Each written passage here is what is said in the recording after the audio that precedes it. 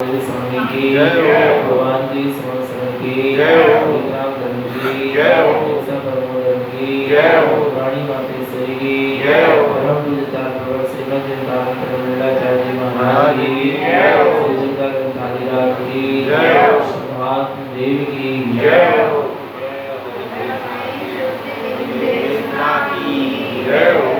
परम आराध्य भजनवाणी सद्गुरु तारण स्वामी जैन परमात्मा की अमृत झरती सुधजन देशना सद्गुरुदेव हम जगत के जीवों को अपनी आत्मा का सत्स्वरूप दर्शा रहे हैं।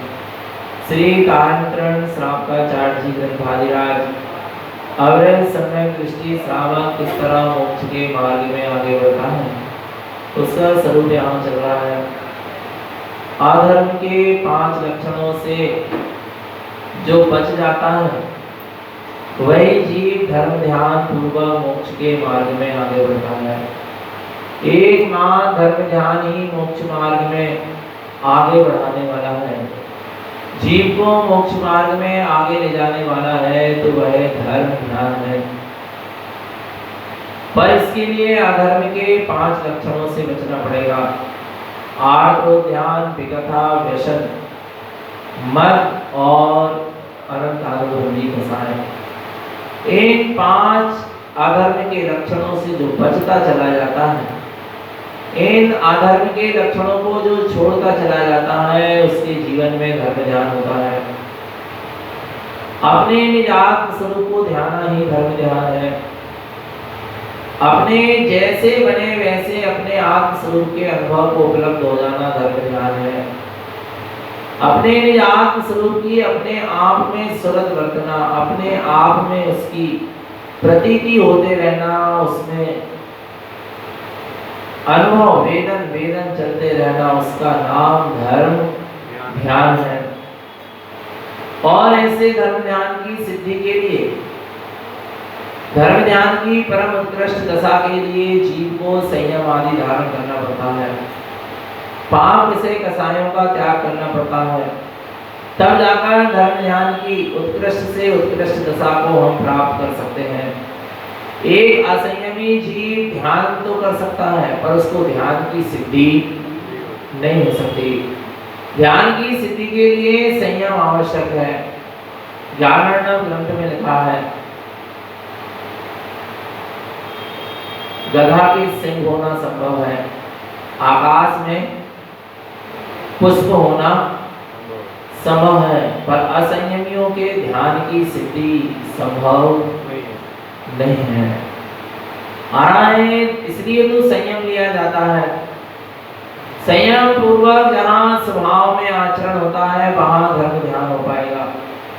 असंयमी जीव का चित्त स्थिर नहीं हो सकता। असंयमी जीव का कभी भी उपयोग स्थिर नहीं हो सकता। असंयमी जीव कभी भी निश्चल नहीं होता, निश्चिंत नहीं होता, इसलिए उसको ध्यान भी नहीं हो सकता।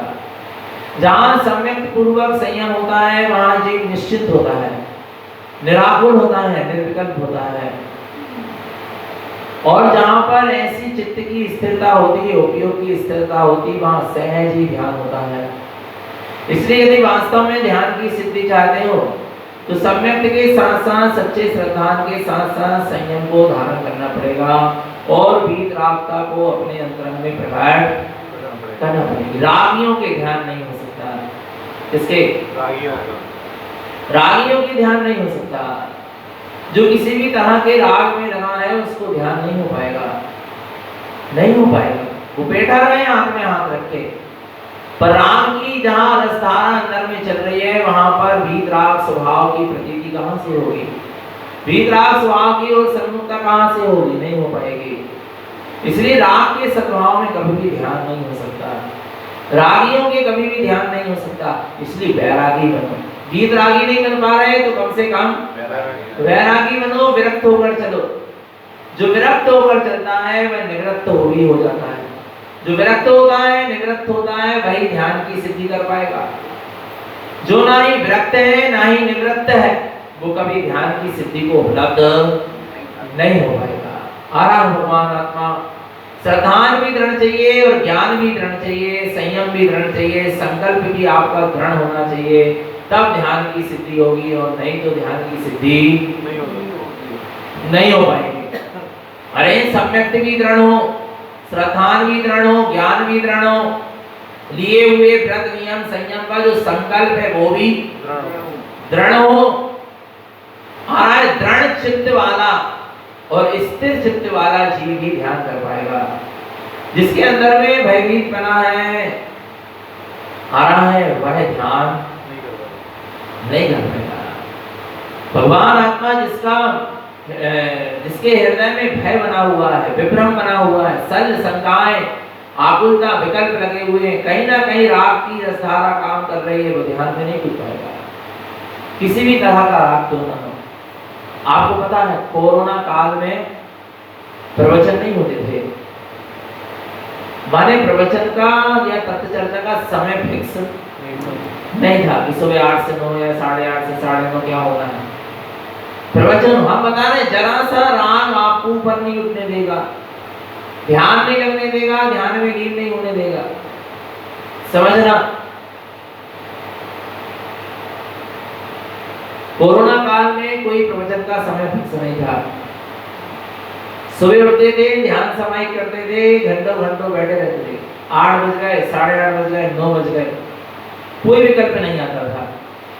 क्यों नहीं आता था? क्यों नहीं आता था? विचार करना। और अब यदि ध्यान में आदि में बैठे हैं तो 8 बजे नियम से ये विकल्प आ जाता है कि अब स्नान कर लो, 8:30 बजे पहुंचना, 8:45 बजे पहुंचना। क्यों? तो क्यों नहीं थे विकल्प? विचार करना। भगवान आत्मा आरे राग की धारा पड़ी है ना, किसकी धारा पड़ी है? आरा भगवान आत्मा की जीवों को तत्व की चर्चा सुनाना है, समय फिक्स है। आरा भगवान आत्मा अपने आप ध्यान नहीं लग पा रहे, जरा सा विकल्प लेके बैठे, संकल्प करके बैठे, 8:45 बजे चित्तालय जाना है, नहीं आ रहा भगवान आत्मा। 8:30 बजे चित्तालय पहुंचना है, एक विकल्प लेकर बैठे हुआ आ रहा है। भगवान आत्मा समझना आ रहा है, ये आपको ऊपर नहीं उठने, जरा सा विकल्प लगता है कई बार ध्यान में बैठे रहो, आनंद में बैठे रहो, लीन रहो, पर नहीं भैया काय का समय हो गया, प्रवचन का समय हो गया, होने का बाहर का समय हो गया, सामने वाले इंतजार ही कर रहे होंगे, माने कहीं ना कहीं आम विकल्प को लेकर बैठे हो ना। जब विचार करो, एक संयमी जीव को भी विकल्प आ जाता है, आ रहा है प्रवचन का, तत्व की चर्चा का, आहार आदि का आ रहा, उस समय वो अपने ध्यान की लिंक उसकी क्या हो जाती है, ध्यान की जो धारा होती है, अविरल धारा, वो क्या हो जाती है, जुड़ जाती है। फिर जो असंयमी है, जो पाप विषय कसाय में रत है, पाप परिग्रह के बीच में रह रहे, उनको कहाँ ध्यान की सिद्धि हो पाएगी, उनको कहाँ ध्यान में लीनता हो पाएगी। मन का शांत हो जाना ध्यान नहीं है, आ रहा है मन के विचारों के दब जाने का नाम भी ध्यान नहीं है। समझ लेना भगवान आत्मा, ध्यान बहुत उत्कृष्ट चीज है। तो यहाँ धर्म ध्यान की भावना की बात है। 4 प्रकार के धर्म ध्यान है, आज्ञा विषय, अपाय विषय, विपाक विषय, संस्थान विषय। और संस्थान विषय के भी कितने भेद है? 4 भेद। उसमें ज्यादा है कि इसमें ज्यादा मिलता है, दोनों की बहुत बढ़िया। जो साधक आत्म कल्याण के मार्ग में चल रहा है, वो सबसे पहले प्राथमिकता ध्यान को देगा। अब उससे उसको पुण्य मिले और ना मिले, उसको पुण्य की कोई चाह नहीं है। आ रहा है समझ में? और जहां आत्मा का ध्यान होगा, वहां सहज ही साथी सह पुण्य का बंध होगा। पुण्यानुबंधी, पुण्य के साथ साथ साथी सह पुण्य का भी बंध होगा। पर जहां जीवों के प्रति तत्व की चर्चा सुनाने का भाव आ रहा है, जीवों को आत्म कल्याण की बात बताने का भाव आ रहा है, ये शुभ भाव है, अच्छा भाव है, इससे पुण्य का बंध होगा। पर सिर्फ मात्र पुण्यानुबंधी पुण्य का बंध होगा, आ रहा है। पर जो आत्म ध्यान से जो पुण्य का बंध होगा, वो साथ ही साथ पुण्य का बंध होगा। आ रहा है, इसलिए ध्यान की प्राथमिकता है। लेकिन ऐसे आत्म ध्यान में लीन ना हो पाए तो गप्पों में लगे रहे, कथाओं में लगे रहे, इधर उधर की चर्चाओं में लगे रहे, मोबाइल में लगे रहे, और तत्व की चर्चा के समय तत्व की चर्चा ना करें और ना सुने, तो ये प्रमाद है। ये क्या है? प्रमाद है। समझना भगवान आत्मा, नहीं तो वो भी छोड़ दी और जो भी छोड़ दी, ऐसा नहीं। हाँ भगवान तत्व में लीन हो पाओ तो उत्तम बात है, पर तत्व में लीन नहीं हो पा रहा है तो कम से कम तत्व की चर्चा करो, तत्व का चिंतन मनन करो, तत्व के विषय में गोष्ठी करो, बैठ के आपस में तत्व की चर्चा होना चाहिए। इतना नहीं कर पा रहे हैं तो कम से कम अपने शुद्धात्मा की जाप ही कर, मंत्र ही जप कर, पर अपने समय को व्यर्थ बर्बाद मत करो। आ रहा है भगवान आत्मा। हमें ये नहीं देखना है कि हमें पुण्य का बंध किसमें हो रहा है, हमें ये देखना है कि कर्मों की निर्जरा किसमें अधिक है। आ रहा है क्या? हमें ये नहीं देखना है कि पुण्य का बंद किसमें हो। अच्छा, पुण्य का बंद करके कर भी क्या लोगे? विचार करना भगवान, पुण्य का बंद कर भी कर क्या लोगे भगवान? क्योंकि सब पुण्य का बंद कर यदि तुमने पुण्य का फल भी प्राप्त किया तो वो भी सब क्षणभंगुर है, नाशवान है, छूट जाने वाला है। आपको पता है महावीर स्वामी 30 वर्ष तक संग सहित विहार करते रहे। 30 वर्ष तक उनके समोसरण की रचना हुई, 30 वर्ष तक उनका समोसरण लगा रहा, जगत के जीव उनकी वाणी को सुनते रहे। 30 वर्ष तक क्या करते रहे?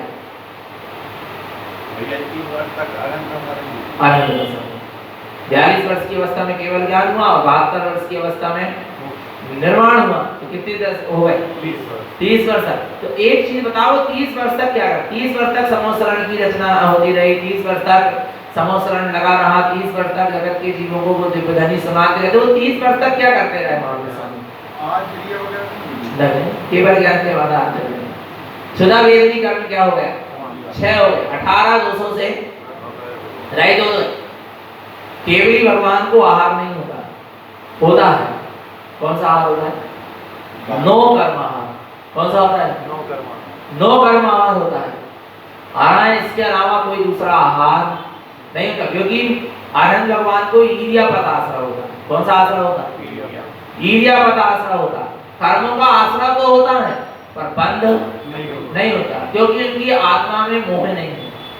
इसलिए कर्म परमाणु आते तो हैं मन वचन काय 3 योग के कारण, क्योंकि अनंत भगवान शरीर सहित है, इसलिए उनका मन भी है, वचन भी है और काय भी है। योग के कारण कर्म परमाणु क्या होते हैं? आते तो हैं, पर आत्मा में मोह की चिकनाहट नहीं है, मोह का तेल नहीं लगा, इसलिए वो उसमें चिपकते नहीं, झड़ जाते। आराम समझ आते हैं और झड़ जाते। ईर्यापत आश्रय होता है, अर्थात कर्म परमाणुओं को ग्रहण करना और उसको तुरंत ही क्या करते हैं? छूटते चले जाना। हर माने अंदर स्वीकार ही नहीं करना, चिपकना ही नहीं।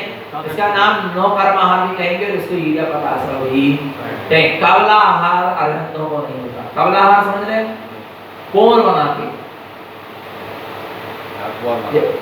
के ग्रास आदि के द्वारा आहार अरहंत परमात्मा को नहीं होता। उनका क्षुधा वेदनी कर्म क्या हो चुका है? छूट चुका है। अनंत वीर उनके अंदर में प्रकट हो चुका है। वो अनंत वीर की शक्ति से वो जीवित है। किससे जीवित है? अनंत वीर की शक्ति से। आ रहा है सुख सत्ता चैतन्य बोध और 10 प्राण, ऐसे 14 प्राण से वो जीते हैं। वे अरहंत परमात्मा इतने उत्कृष्ट हैं, अरहंत परमात्मा। और लोग कहाँ मान रहे हैं अरहंतों को? विचार करना भगवान आत्मा। आ रहा नहीं आ रहा समझ में? कहीं से तो समझ जाओ। आया नहीं आया तो बात क्या चल रही थी? 30 वर्ष तक भगवान महावीर स्वामी का समोसरण लगा रहा ना। तो 30 वर्ष तक क्या करते रहे ये बताओ? 30 वर्ष तक उन्होंने क्या किया? वाणी भी सहज की खिराई नहीं है। उनको ये विकल्प नहीं था कि जगत के जीव उपदेश करने, सहज फिरती थी वाणी।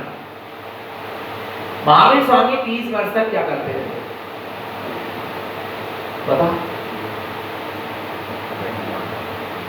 अच्छा, 4 भाग्य कर्म तो 6 हो गए ना उनकी। कौन कौन से? दर्शनावंडी, ज्ञानावंडी, मोहिनी और अंतराय। अब क्या बचे? आभाती का कौन कौन से बचे? आयु। अच्छा बोलो ना, सही सही बोलो।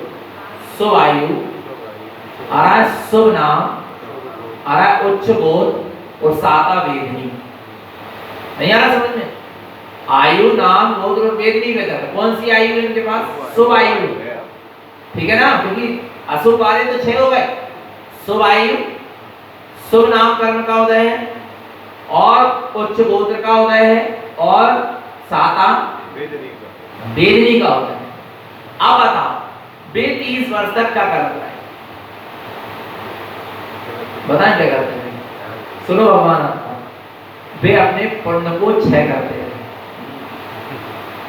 जो उन्होंने पूर्व में क्या बांधा था?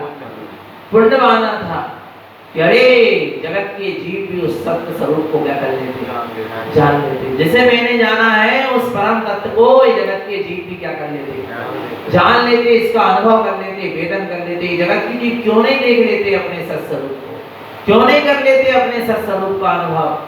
इस भावना से उनको जो पुण्य का क्या हुआ, बंध हुआ, जिससे उनको साथी से पुण्य का बंध हुआ, तीर्थंकर प्रकृति का बंद हुआ। अब जो तीर्थंकर पद में वो आए हैं और जब उसका उदय आया तो अब उनकी 30 वर्ष तक वाणी खिल रही है और जो उन्होंने पुण्य बांधा था साथी से पुण्य, जिससे समोसरण की रचना हुई है, सारा पुण्य को क्या कर रहे हैं? क्षय कर रहे हैं। पुण्य को क्षय करने में 30 वर्ष लगता है। इतना खतरनाक है पुण्य। मोक्ष नहीं जा पाए जब तक वो पूरा पुण्य क्या नहीं कर पाता, क्षय नहीं करता। आ रहा नहीं आ रहा भगवान आत्मा समझना। और जब सारा पुण्य क्या हो गया, क्षय, पाप तो पहले ही क्षय हो गया और पुण्य सारा क्या हो गया, क्षय हो गया, तब पूर्ण मुक्त सिद्ध दशा अर्थात परम दशा की क्या हुई, प्राप्ति हुई, निर्वाण दशा। आ रहा नहीं आ रहा भगवान आत्मा समझ? तो पुण्य को भी क्षय करने में क्या लगेगा, बहुत समय लग जाएगा। ज्ञानी का लक्ष्य कभी पुण्य का नहीं होता।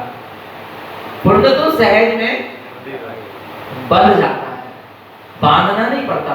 पुण्य तो सहज में बंधता चला जाता है, बांधने की आवश्यकता नहीं है। आप निर्बंध की आराधना करो, निर्बंध होने के लिए आराधना करो, निर्बंध की आराधना करो, बस फिर जो होना होगा सो होता चला जाएगा। आया भगवान आत्मा।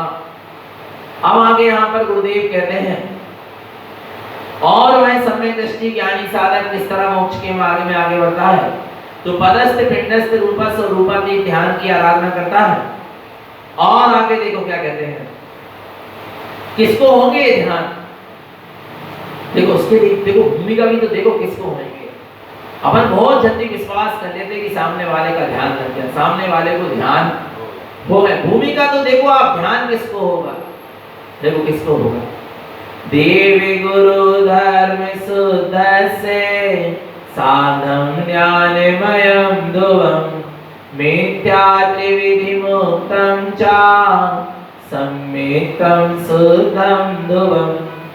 देवी गुरु धर्म शुद्ध से, जो सच्चे देव, सच्चे गुरु और सच्चे धर्म की आराधना करेगा, जो सच्चे देव, सच्चे गुरु, सच्चे धर्म से जुड़ा रहेगा, जिसको सच्चे देव, सच्चे गुरु, सच्चे धर्म का दृढ़ श्रद्धान होगा, शुद्ध देव, शुद्ध गुरु, शुद्ध धर्म की आराधना करेगा, व्यवहार में अनंत सिद्ध और निश्चय में निश्चुद्धात्मा सच्चा देव है, व्यवहार में निर्गंध गुरु, भावलिंगी वीतरागी साधु सच्चे गुरु हैं और अंतरंग में अपना निज अंतर आत्मा सच्चा गुरु है।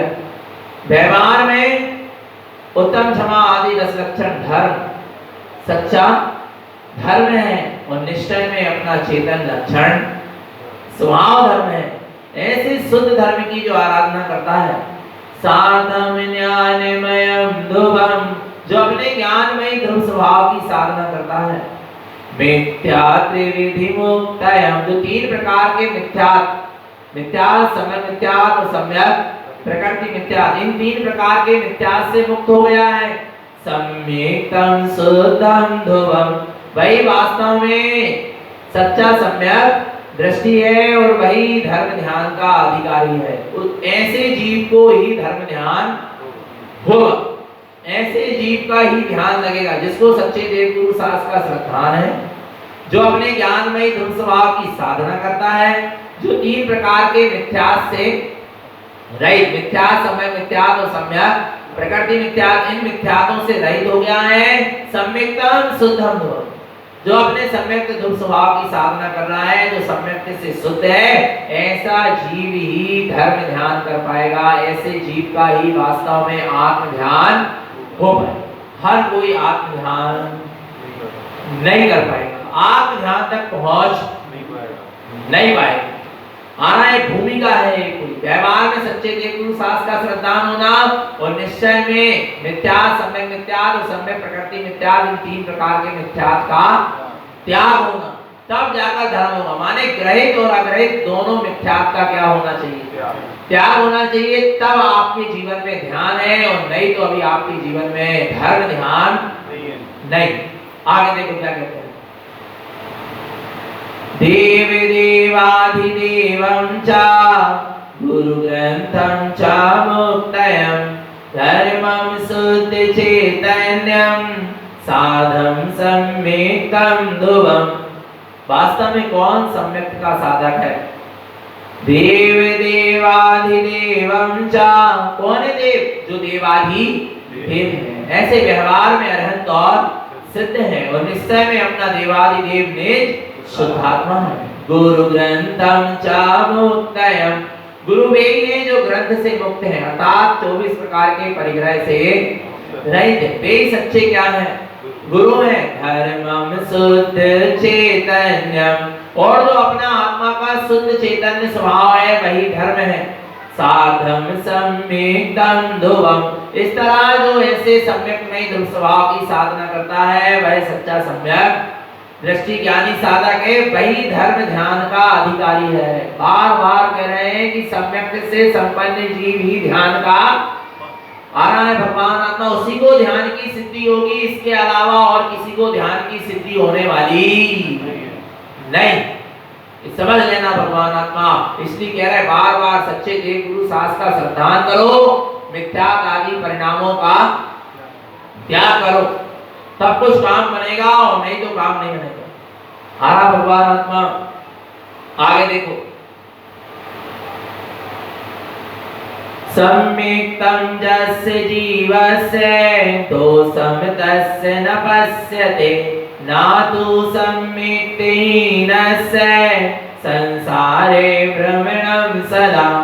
सम्यक्तं यस्य जीवस्य दोषं तस्य न पश्यते, जो सम्यक से संयुक्त जीव है उसके जीवन में दोषं तस्य न पश्यते, दोष दिखाई देते। कौन कौन से दोष नहीं दिखाई देते? 8 संकाली दोष, 8 मद, 6 अनायतन और 3 मूर्ता। ये 25 मद दोष सम्यक दृष्टि जीव के जीवन में दिखाई नहीं देते, और यदि दिखाई दे रहे हैं ना तो सम्यक्तेनस्य, तो फिर वह सम्यक से क्या है? हीन। जिसके जीवन में 8 संकाली दोष, 8 मद, 6 अनायतन और 3 मूर्ता में से कोई भी दोष दिखाई दे रहा है, वो अभी सम्यक दृष्टि नहीं, वो सम्यक से क्या है? हीन है। विचार कर लेना भगवान आत्मा, जिनकी देव मूर्ता, लोक मूर्ता, पाखंड मूर्ता नहीं छूटी, जिनके 6 अनायतन मिथ्या देव गुरु धर्म के स्थान में आना जाना नहीं छूटा, उनका राग रंग नहीं छूटा, वे सम्यक दृष्टि नहीं है। आरा भगवान आत्मा, ये बात तो निश्चय समझ लेना, वे सम्यक दृष्टि नहीं है, वे सम्यक से हीन है। संसारे भ्रमणं सदा, वे हमेशा संसार में ही परिभ्रमण करेंगे।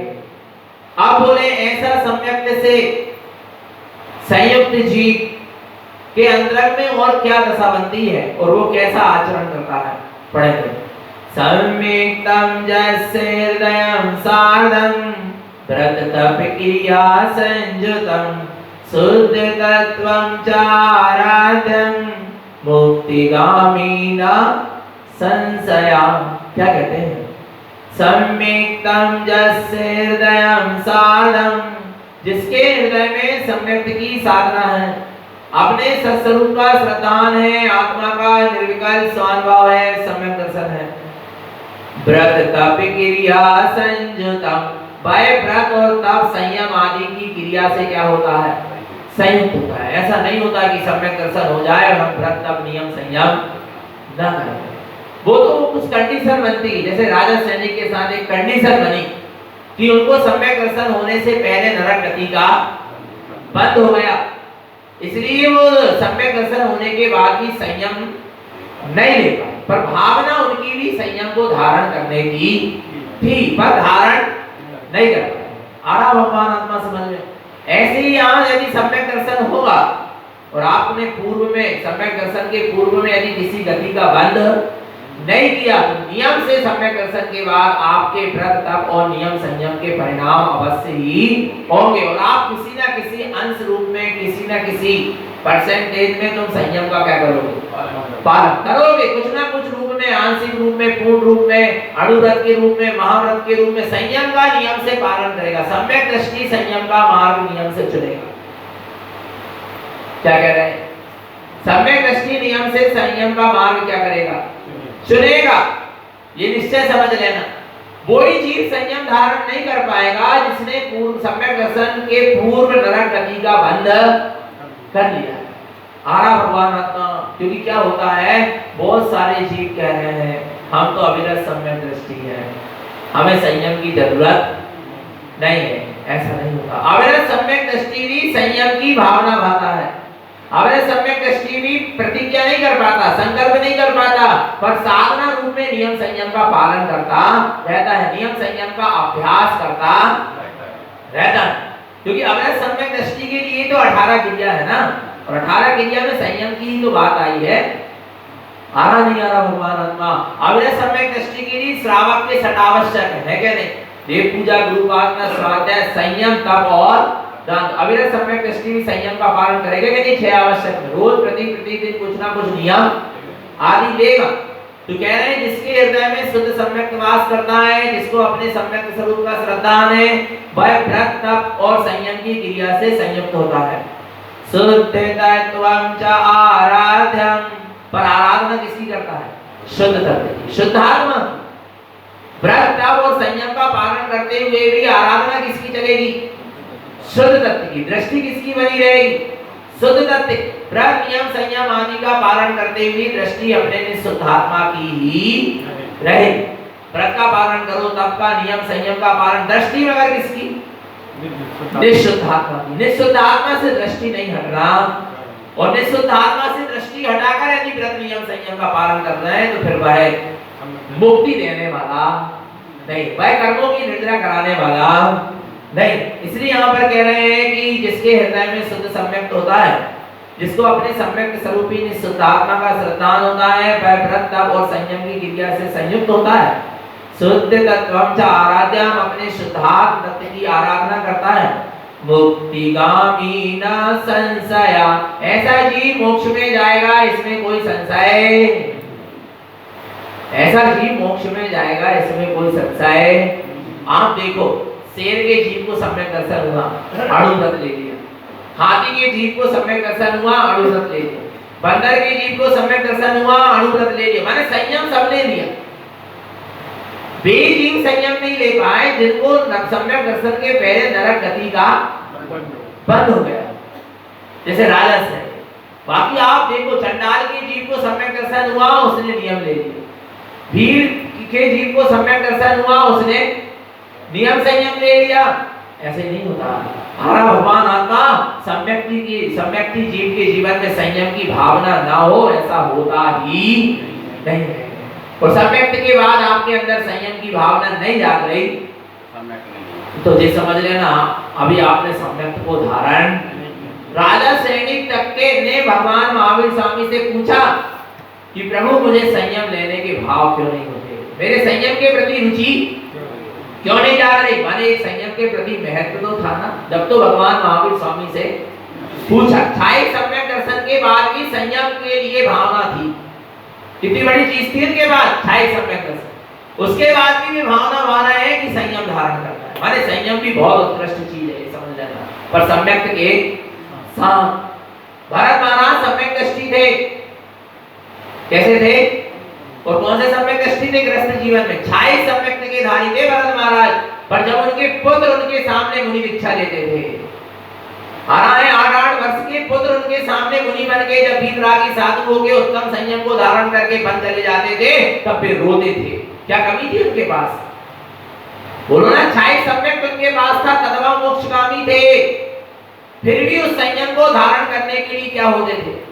तरसते थे। उस संयम को धारण करने की तीव्र भावना अंदर में चलती थी कि मैं दलदल में क्यों फंसा हूं, पाप कैसे कसाएगी, ये पाप कैसे की दलदल से कब निकलकर मैं अपने पुत्रों जैसा वीतराग साधु संयम पद को धारण।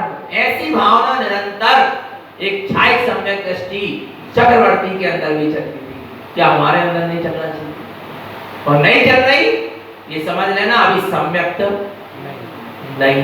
सम्यक्ति जीव के अंदर में संयम की भावना नियम से होगी, वो संयम ले पाए और न ले पाए, चारित्र मोहिनी कर्म के उदय के कारण, पर संयम की भावना नियम से हो।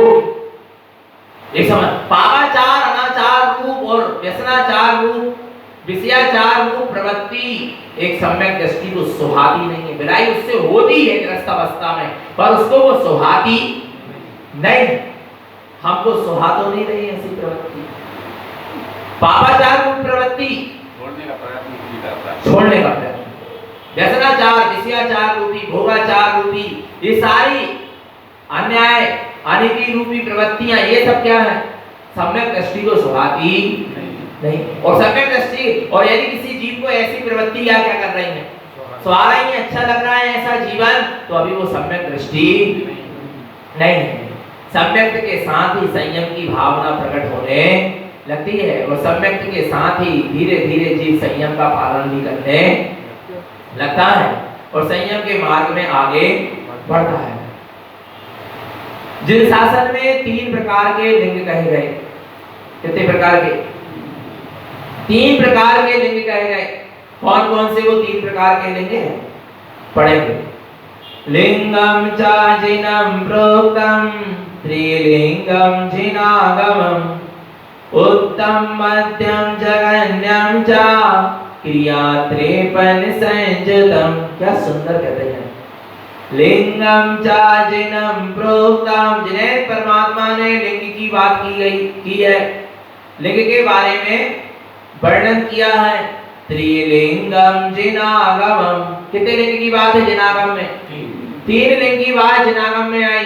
कौन कौन से 3 प्रकार के लिंग हैं? उत्तम मध्यम जगन्यम चा, उत्तम लिंग, मध्यम लिंग और जगन्य लिंग। क्रिया 53 संयुतम, जो 53 क्रिया से क्या होते हैं? संयुक्त होते हैं। ये उत्तम मध्यम और जगन्य 3 लिंग के जीव। कौन कौन सी 53 क्रियाएं हैं? कौन कौन सी 53 क्रियाएं? नहीं पता? कैसे नहीं पता है? सबको पता है, पर पता नहीं है कि यही क्रिया है। रोज पढ़ते हो। गुणवैतम समपर्णिमा दारणम जलगाणम अणत्तमीयम दंसनान चरितम क्रियातेवण सावयाम हड़िया। पढ़ते कि नहीं पढ़ते? बोलो। मंदिर विधि की प्रमाण गाथाओं में पढ़ते ना ये 53 क्रियाओं के नाम। आरा भगवान ये 53 क्रिया से संयुक्त होते हैं उत्तम मध्यम और जगन लिंग के धारी, जिसमें से 18 क्रिया किसकी है? आवृत्ति जगन्य पात्र की, जगन्य लिंग वाले की। 16 क्रिया मध्यम लिंग वाले की। और कितनी बची है? मध्यम लिंग वाले देशरति पद्माधारी श्रावक की, और 19 क्रिया किसकी? महाव्रती भावलिंगी साधु उत्तम लिंग वाले की। आया भगवान आत्मा। तो 53 क्रिया कौन कौन सी हैं? गुणवैतम समपर्णिमा, गुण कितने गुण? 8 गुण, अष्टमूल गुण। गुण वय, वय माने व्रत। कितने होते हैं व्रत? 12। कितने हो गए? गिनते जाओ। 8 और 12 20। ठीक है ना? गुण वय तब 12 तब गिनो। ठीक है? गुण वय तब सम, समता भाव 1। कितने हो गए? 33, ठीक है। गुण वै तम सम पणिमा, पणिमा माने 11 प्रतिमाएं, कितने हो गई है 44 हो गए। गुण वै तम सम पणिमा दानम, दान 4, कितने हो गए है 48। गुण वै तम सम पणिमा दानम जलगाणम, जलगाणम माने पानी छान का प्रयोग करना, कितने हो गए हाँ जलगाणम 1। जलगाण अनर्थमियम, अनर्थमियम माने अंधव करना अर्थात रात्रि भोजन का त्याग, कितनी हो गई 50 हो गई। गुण वै तम सम पणिमा दानम जलगाणम अनर्थमियम दर्शन ज्ञान चरित्रम, सम्यक दर्शन सम्यक ज्ञान सम्यक चारित्र, कितनी हो गई 53 हो गई। गुण वै तम सम पणिमा दानम जलगाणम अनर्थमियम दर्शन ज्ञान चरित्रम क्रिया तेवण सावया बढ़िया। ये 53 क्रिया कही गई। आ गया भगवान आत्मा समझ में। तो ये 53 क्रिया से जो संयुक्त होता है ये 3 लिंग वाले जीव जो जिनागम में कहे गए हैं। आगे देखते हैं उत्तम लिंग के धारी कौन है। उत्तमम जिनिरूपीचा मध्यमम च मति श्रुतम जगन्यम तत्विसादं च अवृतम सम्यक् दिष्टितम। उत्तमम जिनिरूपीचा, उत्तम लिंग का धारी कौन है, उत्तम लिंग वाले कौन है जिनिरूपीचा, जिन्होंने जिन्हें परमात्मा के समान रूप को धारण क्या है, ऐसे भावलिंगी निर्गंध वीतरागी साधु, व्यवहार में 28 गुण का पालन करने वाले और अंतरंग में छठम सप्तम स्थान में झूला झूलने वाले ऐसे परम वीतरागी भावलिंगी साधु को उत्तम लिंग का धारी कहा है। मध्यम लिंग के धारी कौन है, मध्यमम च मति श्रुतम, जिनका मति ज्ञान और श्रुत ज्ञान दोनों शुद्ध हो गया है, सुमति और सुश्रुत हो गया है, और इन मति श्रुत ज्ञान के द्वारा जो संयम के मार्ग में आगे बढ़ रहे हैं, अर्थात ऐसे देश प्रति प्रतिमाधारी सम्यक दृष्टि श्रावक। कौन से लिंग के धारी है, मध्यम लिंग के धारी कौन है, देश प्रति प्रतिमाधारी श्रावक पर सम्यक दृष्टि हो, मिथ्या दृष्टि नहीं। आया भगवान आत्मा, मिथ्या दृष्टि के लिए जिनागम में कोई स्थान नहीं है और हमारे हृदय में भी मिथ्या दृष्टि के लिए कोई स्थान नहीं। काम खत्म, सीधी सीधी सी बात। आरा भगवान आत्मा जिस दिन वो मिथ्या दृष्टि अपने मिथ्यात्व को छोड़ के सम्यक को धारण करेगा, हमारे हृदय में उसके लिए नियम से स्थान होगा। किसी जीव से हमारा द्वेष नहीं, पर समझना हमको जिन्हें भगवान ये आज्ञा नहीं दे रहे, हमें जिन साधन जिन आज्ञा में ये आज्ञा नहीं दे रहा, आ रहा नहीं आ रहा भगवान आत्मा, हम चलेंगे आज्ञा में तो किसके, जिनेंद्र भगवान की, जिन आगम की, सदगुरु की। आ रहा है भगवान आत्मा, समझ लेना चैतन्य आत्मा, आया नहीं आया समझ ले, किसकी आज्ञा में चलना है। तो जब जिनेंद्र जिन आगम बस सम्यक दृष्टि के लिए ही स्थान ले रहा है, जिन आगम में सम्यक दृष्टि के लिए ही क्या है स्थान है भगवान आत्मा, और हमारे अंदर में जिन आगम विराजमान है तो हमारे हृदय में भी सम्यक दृष्टि के लिए ही क्या है स्थान है, ये समझ लेना। आगे देखो क्या कहते हैं, जगन्यम तत्विसारम च, और जगत लिंग का धारी कौन है, तत्वसारम च, जिसको अपने निःशुद्धात्म तत्व का श्रद्धान है, 7 तत्वों का श्रद्धान है, देव गुरु शास्त्र का श्रद्धान है, बिलाई वो ग्रस्त क्यों ना हो, ऐसा अविरत सम्यक दृष्टि। 14 गुण स्थान वर्ती क्या है, जगन्य लिंग का धारी है, जगन्य पाप है। आ गया समझ में। उत्तम लिंग के धारी भावलिंगी वीतरागी निर्गंध साधु, मध्यम लिंग वाला देश प्रति प्रतिमाधारी सम्यक दृष्टि श्रावक, मति श्रुत ज्ञान से शुद्ध, और जगन्य लिंग का धारी 7 तत्वों का श्रद्धानी, निज आत्म तत्व का श्रद्धानी, देव गुरु शास्त्र का आराधक, अर्थात सच्चा श्रद्धानी, अविरत सम्यक दृष्टि। अविरतम सम्यक दृष्टितम, ऐसा अविरत सम्यक दृष्टि जगन्य पाप है या जगन्य लिंग का धारी। अब गुरु महाराज से कोई ने पूछा और कोई लिंग की बात तो नहीं है, मिथ्या दृष्टि को तो भी मान सकते हैं यदि उन्होंने मुनि भेष धारण किया है। विचार करना, अपन लोग यही कहते हैं ना, बिलाई को मिथ्या दृष्टि, पर हमको तो उनका भेष तो मुनि का दिख रहा है, भेष तो प्रतिमाधारियों का दिख रहा है, ब्रह्मचारियों का दिख रहा है, चाहे वो मिथ्या दृष्टि हो, हमको उससे क्या लेना है। जिनागम ही आज्ञा नहीं देगा, विचार कर, जिनागम आज्ञा नहीं देगा, हम तुम आज्ञा दे दे वो बात एक, तुम्हारा मन आज्ञा दे रहा वो बात एक अलग, पर जिन आगम ये आज्ञा आपको उनको मानने की आज्ञा जिन आगम नहीं देगा।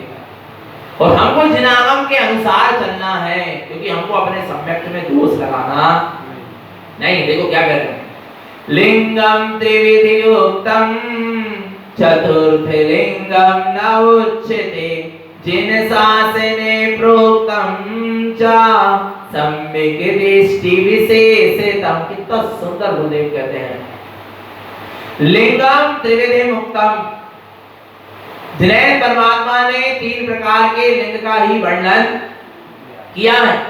चतुर्थ लिंग न उच्यते, 14 लिंग कोई सा बतलाया गया नहीं, 3 ही लिंग है, इसके अलावा 14 लिंग जिन शासन में नहीं आया।